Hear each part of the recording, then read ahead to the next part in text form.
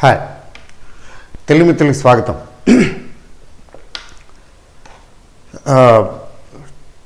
Today is a very important day. కాగల కార్యం గంధర్వులే తీర్చారని సామెత ఉంది. అలానే ఈ కోవిడ్ తర్వాత పోస్ట్ కోవిడ్ తర్వాత బిడెన్ గారి అమెరికాలో ఎంపిక, ఇవన్నీ కూడా ఎట్లా అంటే మన మార్కెట్ని, నిఫ్టీని ఆల్ టైమ్ హైకి తీసుకెళ్ళాయి.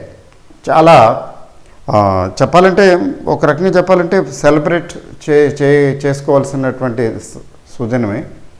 12,400 క్రాస్ అయిపోయింది సునాయాసంగా. అయితే ఇంకా నెక్స్ట్ టార్గెట్ 12,600 కూడా కాదండి, 12,700 ప్లస్.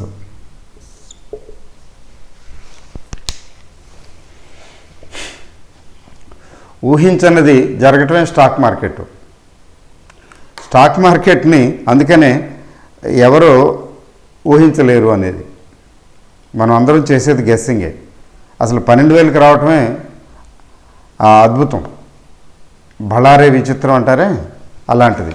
సో 11,000కి రావటం, 12,000కి రావటం, ఆ 12,000 దగ్గర ఇవన్నీ డెవలప్మెంట్స్ రావటం అంటే 13,000 వైపు వెళ్ళటం. నిజంగా ఇది చాలా very good news, very good thing. అయితే ఇంకోటి ఏంటంటే, బిడెన్ గారితో ఎంపికతో పాటు ఇంకొక న్యూస్ సడన్గా వచ్చింది. ఏంటంటే కోవిడ్-19 ఫైజర్ కంపెనీ అనుకుంటాను సక్సెస్ఫుల్గా టెస్ట్ చేసేసింది. ఇంకేముంది, ready, covid vaccine is ready. ఎప్పటికంటే డిసెంబర్ కల్లా రెడీ అని. నిజంగా డిసెంబర్ కల్లా రెడీ అయితే అంతే, మా అందరికీ అందుబాటులో ఉండదు అనుకోండి. ముందు ఆ న్యూస్ చాలా ఇంపార్టెంట్ కదా. దానివల్ల ఇప్పుడు యూరోపియన్ మార్కెట్స్ చాలా బులిష్గా వచ్చేసాయి. They are very bullish. 5% to 5 to 7% European markets trade అవుతున్నాయి. మన మార్కెట్ అయిపోయింది, తర్వాత వచ్చింది న్యూస్. ఆ తర్వాత ఇంకా నడుస్తున్నాయి కదా యూరోపియన్ మార్కెట్లు, చాలా ఫాస్ట్గా వెళ్ళిపోతున్నాయి. దాంతో మన సింగపూర్ నిఫ్టీ కూడా మోర్ దెన్ 200 పాయింట్స్ పైకే చూపిస్తున్నది. అయితే అమెరికన్ మార్కెట్స్ మాత్రం నాస్డాక్ అవి పెద్ద అంటే నిన్నటి వరకు అంటే అంతగా ఎక్కువ యుఫోరియా చూపించటం లేదు. అంటే ఆల్రెడీ పెరుగున్నాయి కదా. అయినప్పటికీ కూడా nevertheless this is enough to take the markets up and again, up and above. So ఇవాళ మరి 12,400 రావటం ఎంత సులువో, రేపు 12,700 కూడా అలాగే వచ్చేయచ్చు. ఏముంది, విశేషం ఏముంది. బ్యాంక్ నిఫ్టీ 28,000 అంటున్నారు. ఎక్కడ 28,000 తీసుకెళ్ళి 30,000 దగ్గర తీసుకెళ్ళిపోతారు. 29,000 దాటిపోతుంది రేపటికి దాటకపోయినా ఉత్తర అంటే we are in a frenzy crazy bullish mode. ఎందుకంటున్నానంటే, ఇవంతా ఇప్పుడు పెరిగేదంతా, జరిగేదంతా కూడా న్యూస్ బేస్డే. గ్రోత్ అంటే మార్కెట్స్ రైజ్ అనేది 2 ఉంటాయి. మార్కెట్ రైజ్కి 2 పాసిబిలిటీస్ ఉంటాయి. ఒకటి ఏంటంటే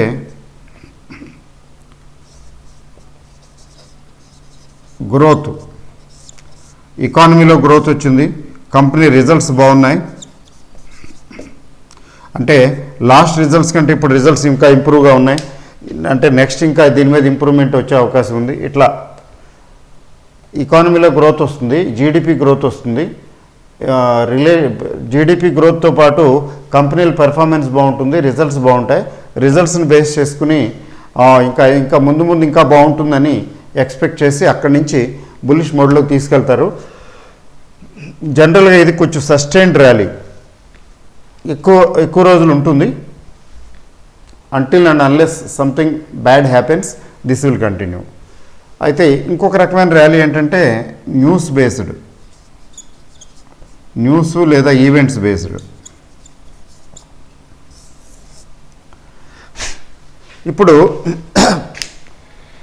ఇప్పుడు వస్తున్న ర్యాలీ ఎలాంటిదండి? న్యూస్ బేస్డ్, ఈవెంట్స్ బేస్డే కదా. Bad news, very very bitter news, very very bad news Covid, తర్వాత లాక్డౌన్ చాలా భయానకం. అసలు లాక్డౌన్ గురించి ఆలోచిస్తేనే ఆశ్చర్యంగా ఉంది, ఎంతలా దెబ్బతిన్నాం అనేది. మరి అక్కడి నుంచి అన్ని బ్యాడ్ న్యూస్ అయిపోయిన తర్వాత ఒక్కొక్కటి కొంచెం గుడ్ న్యూస్ వస్తున్నది. సో గుడ్ న్యూస్ లేదా ఈవెంట్స్ ఇవి ఒక్కొక్కటి మెల్లిమెల్లిగా ఇటుక మీద ఇటుక పేర్చినట్టుగా దీనివల్ల ఏమవుతుంది, ఇంపాక్ట్ ఏమవుతున్నది? Market is rising. సో ఈ rise, this will be a bubble. This may end in weeks or months. కొద్ది వారాల్లో, కొద్ది నెలల్లో ఇది బబుల్ అవుట్ అయిపోతుంది, తుస్సుమంటుంది. ఇదైతే ఎక్కువ రోజులు ఉంటుంది, సస్టైన్ అవుతుంది. ఎందుకంటే పెర్ఫార్మెన్స్ బేస్డ్, కంపెనీస్ పెర్ఫార్మెన్స్ బాగుంది, ఎకానమీలో స్ట్రెంగ్త్ ఉంది, జీడిపి గ్రోత్ ఉంది, డిమాండ్ బాగుంది. దాంతోపాటు డిమాండ్ ఎప్పుడైతే వస్తూ ఉంటుందో సప్లై కూడా ఆటోమేటిక్గా పెరుగుతుంది కదా. ఇలాంటివన్నీ జరిగినప్పుడు ఈ గ్రోత్ వేరు. ఇది కేవలం ఈవెంట్స్, న్యూస్ బేసిస్ మీద పెరిగేది నిలవదు, ఇది నిలుస్తుంది, ఇది సస్టైన్ అవుతుంది, రావదు. ఇప్పుడు జరుగుతున్నది ఏంటంటే ఇది ముఖ్యంగా రిపోర్ట్ వచ్చింది అక్టోబర్కి. రిటైల్ ఇన్వెస్టర్స్ రికార్డ్ స్థాయిలో, first time in the history of India record స్థాయిలో రిటైల్ ఇన్వెస్టర్స్ స్టాక్ మార్కెట్లో ఇన్వెస్ట్ చేశారట అక్టోబర్లో. ఇంతకుముందు కూడా వచ్చింది, రికార్డు స్థాయిలో ఇన్వెస్టర్లు ఎంటర్ అయ్యారు, చేశారని. లేటెస్ట్గా అక్టోబర్ రిపోర్ట్ కూడా చెప్తున్నది. అక్టోబర్ రిపోర్ట్ ప్రకారం లేటెస్ట్గా రికార్డు స్థాయిలో రిటైల్ ఇన్వెస్టర్లు స్టాక్ మార్కెట్లో డబ్బులు పెట్టారు. అంటే వాళ్ళు పెట్టారు కాబట్టి పెరిగిందని అనటానికి ఏం లేదు, పెరుగుతున్నదని. అసలు పెరగటం మాటకు వస్తే ఏమేమి పెరిగినాయి? మెయిన్గా పెరిగిన వాటిలో తీసుకున్నట్లయితే రిలయన్స్ చాలా కాలంలో లాగేసింది. రిలయన్స్ను ఫార్మా స్టాక్స్, తర్వాత ఐటీ స్టాక్స్ కలిపి లాగేసినాయి. ఈవెన్ పాపం చెప్పుకోకూడదు కానీ ఎఫ్ఎంసీజీ కూడా లాగింగ్ బిహైండ్. ఎఫ్ఎంసీజీ లాగలా, కొద్దిగా స్థాయికి వచ్చి ఆగిపోయింది. IT, pharma including Reliance. ఇప్పుడు అక్టోబర్లో ఏంటి రిపోర్ట్ అంటే, అక్టోబర్లో హెచ్డిఎఫ్సి ట్విన్స్ ఒకటి, ఇన్ఫోసిస్ ఒకటి.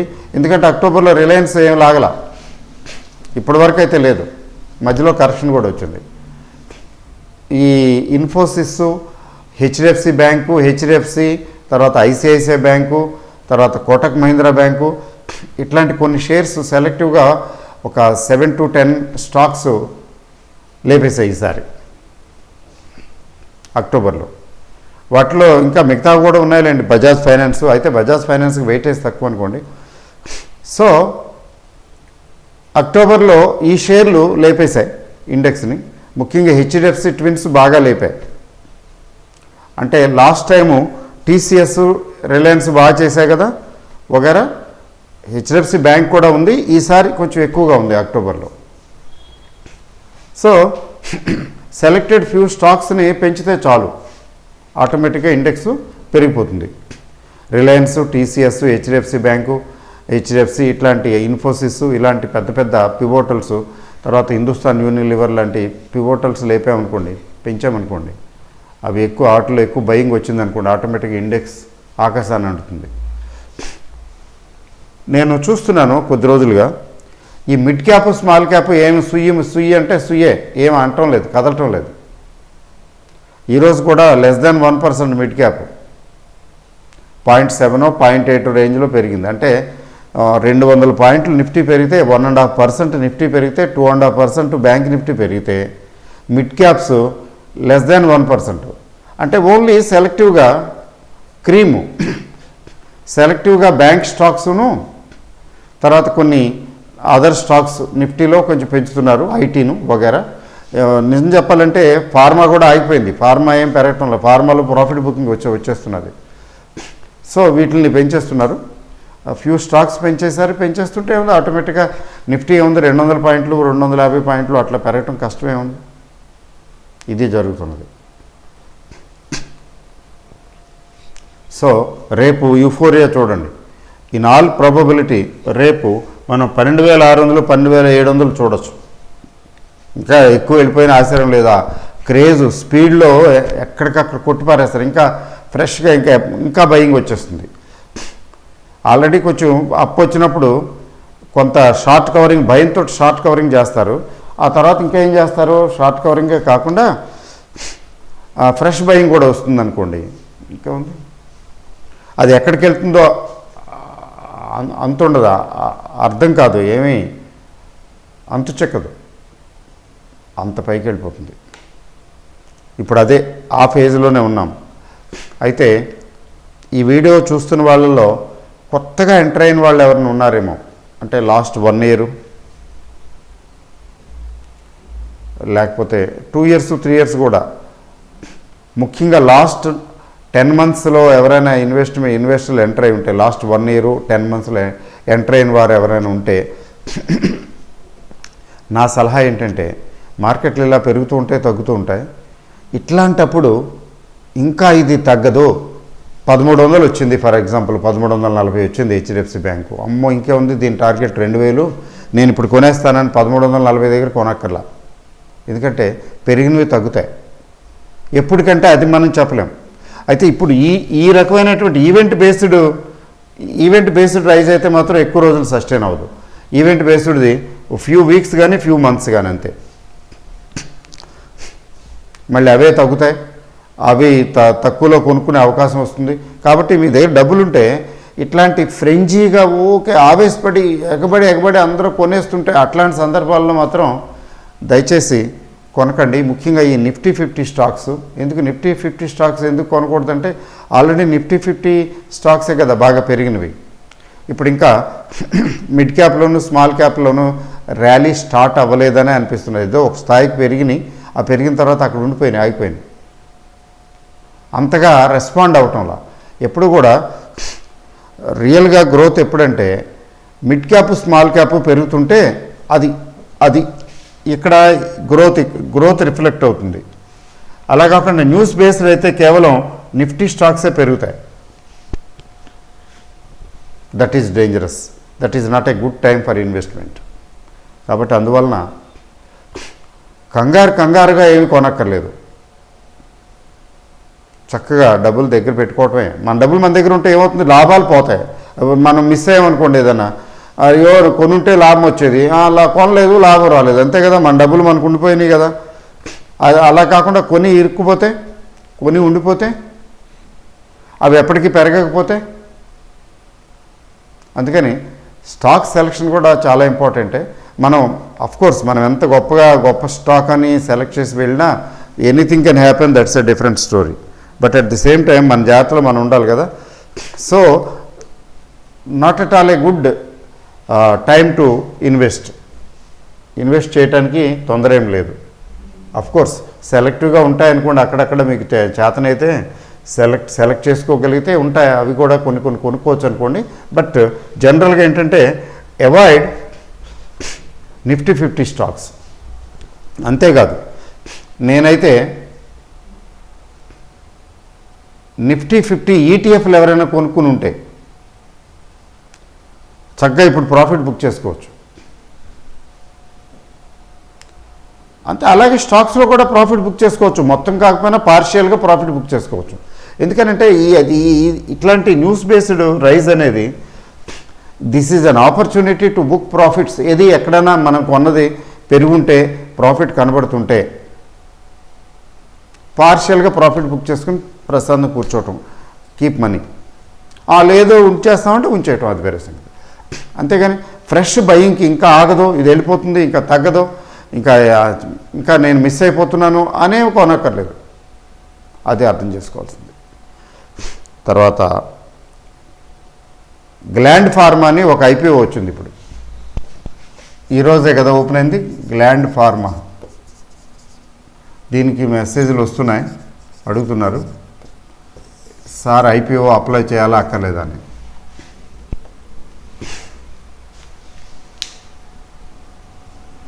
అయితే కంపెనీ గుణగణాల గురించి డౌట్ ఏం లేదు. అందులో ఫార్మా కంపెనీ, ఫార్మా భూమిలో ఉంది. అంటే కమింగ్ 4-5 ఇయర్స్ అట్లీస్ట్ ఫార్మా భూమిలోనే ఉంటుంది. ఫార్మాకి మంచి రోజులు వచ్చాయి, అన్నీ బాగానే ఉన్నాయి. కానీ వీళ్ళు ప్రైస్ ఫిక్స్ చేసిన ప్రైస్ చాలా హెవీగా ఉందని, అంత 1500 అంత ఉన్నట్టుంది. మీరు చెక్ చేయండి. వీళ్ళు ఈ బ్యాండ్ ప్రైస్ ఉంది కదా, వీళ్ళు చాలా ఎక్కువ రేటుకి అమ్ముకుందామని అత్యాశలో ఉన్నారు. అమ్ముకుంటున్నారు, ఇప్పుడేముంది, మార్కెట్ బాగుంది కదా, సబ్స్క్రైబ్ అయిపోతుంది. వాళ్ళకి సబ్స్క్రైబ్ అవ్వదని ఇబ్బంది ఏం లేదు. సబ్స్క్రైబ్ అయినంత మాత్రాన మనకెందుకు?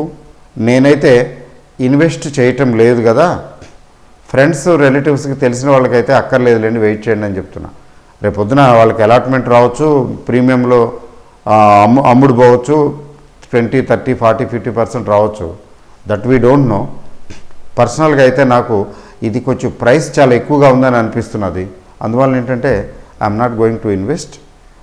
మీకు నాకు తోచిన విధంగా చేయండి. మీరు ఇన్వెస్ట్ చేయాలనుకుంటే చేయండి, లేకపోతే వద్దంటే వదిలేయండి, లేకపోతే ఎవరినైనా సంప్రదించండి. That's a different story. నాకైతే ఈ ప్రైస్ చాలా ఎక్కువ అనిపిస్తున్నది. It's not that much worth. వదిలేస్తాను, నేనేం పట్టించుకోను. జనరల్గా ఐపీఓలు వెళ్ళను నేను, ఏదో లాటరీలా ఉంటుంది కదా, పెద్దగా పెట్టను కూడా. ఒక లాట్కి ట్రై చేస్తాను అట్ ది మోస్ట్. ఒక్కోసారి అనుకుంటే 2 లాట్లు అంతే, అది లాటరీ. ఒక్కోసారి మంచి కంపెనీ అయితే జనరల్గా రాదు. మంచిది అనిపించకపోతే నేను అసలు అప్లై చేయను. అందువల్ల ఏంటంటే ఈ ప్రాబబిలిటీ చాలా తక్కువ అనుకోండి. జనరల్గా నేను ఐపీఓస్ పెట్టేది తక్కువ, బట్ ఈ ఐపీఓకి అయితే అసలు సమస్య లేదు. నాకు హై ప్రైస్ అనిపిస్తున్నది. కంపెనీ కావాలనుకుంటే రేపు కొటేషన్ వచ్చిన తర్వాత ఎక్కడైనా కరెక్షన్ వస్తే ఓకే, కరెక్షన్ వచ్చినా అప్పుడు చూసుకోవటమే తప్ప ఇన్వెస్ట్ చేయాల్సిన అవసరం లేదని నేను భావించి నేను వదిలేస్తున్నాను. అది తర్వాత మీ ఇష్టం, మీరు చేయాలా అక్కర్లేదనేది ఇది. So get ready, pull up your, ఏదో అంటారు కదా షార్ట్స్ అని, అట్లాగా 12,700 చూడబోతున్నాం మనం, 600-700 చూడబోతున్నాం. That is what I premise, what I assume, what I guess. అది రేపటికి 12,650, 12,700కి అట్లా వెళ్ళిపోవచ్చు. చూద్దాం ఎంత పైకి వెళ్తుందో, ఎంతవరకు వెళ్తాయి మార్కెట్లు పైకి వెళ్ళినట్టు వెళ్తాయి, మళ్ళీ అక్కడి నుంచి తగ్గుతాయి, మళ్ళీ పైకి వెళ్తాయి. అయితే రియల్ అండ్ అంటే న్యూస్ బేస్డ్ ర్యాలీగా కాకుండా పెర్ఫార్మెన్స్ బేస్డ్ ర్యాలీ అయితే దాంట్లో స్కోప్ ఉంటుంది. తర్వాత we can move with it. కానీ న్యూస్ బేస్డ్ ర్యాలీలో జనరల్గా పార్టిసిపేట్ చేయకూడదు, జాగ్రత్తగా ఉండాలి. అందుకని మీరు కూడా జాగ్రత్తగా ఉండండి. ఇన్వెస్ట్ చేసేటప్పుడు కంగారుగా ఇన్వెస్ట్ చేయక్కర్లేదు. ముఖ్యంగా ఇండెక్స్ ఫండ్స్లో వాటిల్లో ఇప్పుడు లంసంలో ఇన్వెస్ట్ చేయడానికి అనువైన టైం కాదు. సిప్ మోడ్లో అయితే సదాబహార్, ఎప్పుడైనా ఇన్వెస్ట్ చేయొచ్చు, ఇప్పుడు చేయొచ్చు, ఎప్పుడు చేయొచ్చు. నిజం చెప్పాలంటే ఈటీఎఫ్లు ఎవరైనా కొనుక్కుని ఉంటే సేఫ్ ఇన్వెస్ట్మెంట్ బెట్ కదా అది. వాళ్ళు ఇప్పుడు పార్షియల్గా ప్రాఫిట్ కూడా బుక్ చేసుకోవచ్చు.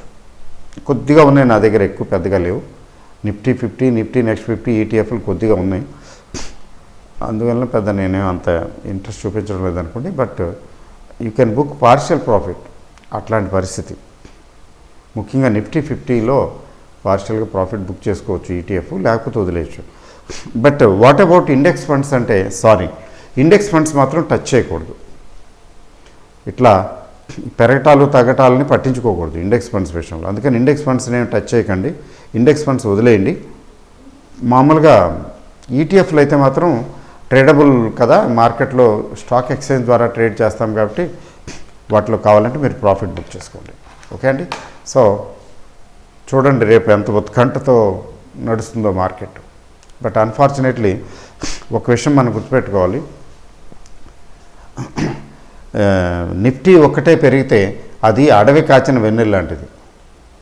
ఇప్పుడు నిఫ్టీ ఒక్కటే పెరుగుతున్నది, సపోర్టింగ్ ప్యారలల్గా మిడ్ క్యాప్ స్మాల్ క్యాప్ పెరగటం లేదు. కానీ జనరల్ స్మాల్ ఇన్వెస్టర్స్ ఎక్కువ ఎందులో ఇన్వెస్ట్ చేస్తారు? స్మాల్ క్యాప్ మిడ్ క్యాప్లో చేస్తారు. స్మాల్ క్యాప్ మిడ్ క్యాప్లో సస్టైన్డ్ ర్యాలీ వచ్చిన నాడు మాత్రమే మన స్టాక్స్ పెరగటం కనబడుతుంది. అదర్వైజ్ ఇవి ఒక limited number of stocks 10-15 stocks అవి పెరుగుతుంటాయి. దానివల్ల మార్కెట్ పెరుగుతూ ఉంటుంది, బాగుంది, బ్రహ్మాండంగా ఉంది, మార్కెట్లు పెరుగుతున్నాయి అంటారు. వీటిలో అసలు ఇది 50 స్టాక్ ఇండెక్స్ అనేది టోటల్గా టోటల్ మార్కెట్ టోటల్ స్టాక్స్ని రిప్రజెంట్ చేస్తుందా అంటే అట్లా చేస్తుందని నమ్మవలసిన అవసరం లేదు. అందుకని don't be carried away by. ఏమి లేదు, ఇండెక్స్ పెరుగుతుంది, నిఫ్టీలో కొన్ని స్టాక్స్ పెరుగుతున్నాయి అంతే. మిగిలినవి ఎప్పుడు పెరుగుతాయంటే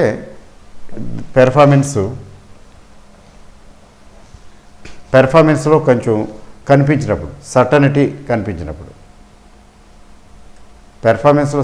కనిపించినంత వరకు సస్టైనబుల్. ముఖ్యంగా mid cap small cap rally వచ్చినప్పుడు మాత్రమే అసలైన పండుగ. అయితే ఈలోగా ప్రాఫిట్ నిఫ్టీ 50 స్టాక్స్ అయితే ప్రాఫిట్ బుక్ చేసుకోవడానికి ఆలోచించవచ్చు తప్ప ఫ్రెష్గా కొనుక్కోవడానికి ఆలోచించక్కర్లేదు ఈ రేట్లో. ఓకే అండి, ఇది నా అభిప్రాయం. మాత్రం మీ ఇష్టం వచ్చినట్టు మీరు చేయండి, అంతేగాని మీరు ఆనాడు అలా చెప్పారు ఇలా చెప్పారనే ఇది తీసుకోకండి. నా అభిప్రాయం మాత్రమే నేను చెప్తున్నది. So nobody is God, nobody is right and nobody is wrong చెప్పలేము కదా. అదే, ఆల్ ద బెస్ట్ అండి. Thank you very much.